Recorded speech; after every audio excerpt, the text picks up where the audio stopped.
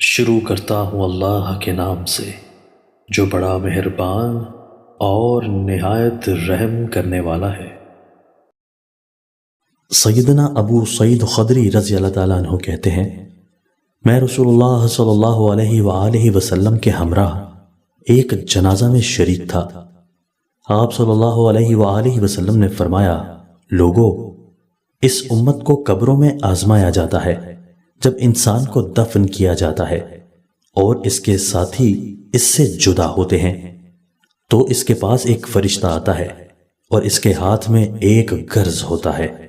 وہ اس میت کو بٹھا کر پوچھتا ہے، تم اس آدمی یعنی محمد رسول اللہ صلی اللہ علیہ وآلہ وسلم کے بارے میں کیا جانتے ہو؟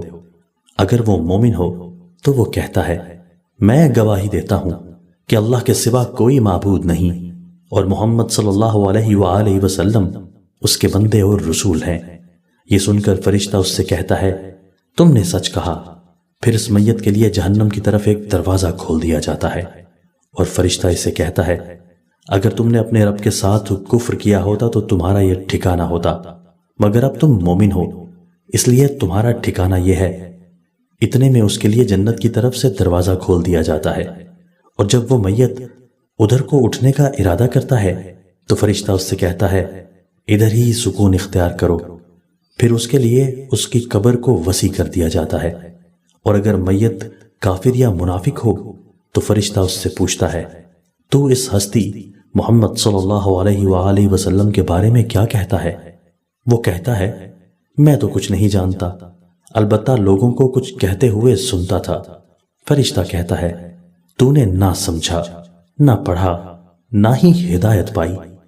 اس کے بعد اس کے لیے جنت کی طرف سے دروازہ کھول دیا جاتا ہے اور وہ فرشتہ اس سے کہتا ہے، اگر تو اپنے رب پر ایمان لاتا تو تیرا ٹھکانہ یہ ہوتا، مگر تو نے چونکہ اپنے رب کے ساتھ کفر کیا ہے اس لیے اللہ تعالیٰ نے تیرے لیے اس کے متبادل ایک اور ٹھکانہ تیار کیا ہے۔ اتنے میں اس کے لیے جہنم کی طرف سے دروازہ کھول دیا جاتا ہے۔ پھر وہ فرشتہ اس کو گرز کی ایک زبردست ضرب لگاتا ہے جس کی آواز کو جن و انس کے علاوہ اللہ تعالیٰ کی ساری مخلوق سنتی ہے۔ یہ حدیث سن کر کچھ لوگوں نے کہا، اے اللہ کے رسول، جب فرشتہ ہاتھ میں گرز لیے کر کسی آدمی کے ساتھ کھڑا ہوگا تو وہ تو حواس باختہ ہو جائے گا۔ آپ صلی اللہ علیہ وآلہ وسلم نے جواباً یہ آیت پڑھی، یعنی اللہ تعالیٰ اہل ایمان کو کلمہ توحید پر ثابت قدم رکھتا ہے۔ دوستو، اللہ تعالیٰ ہمیں ان احادیث مبارکہ پر عمل کرنے اور اپنی زندگیوں کو سنوارنے کی توفیق عطا فرمائے۔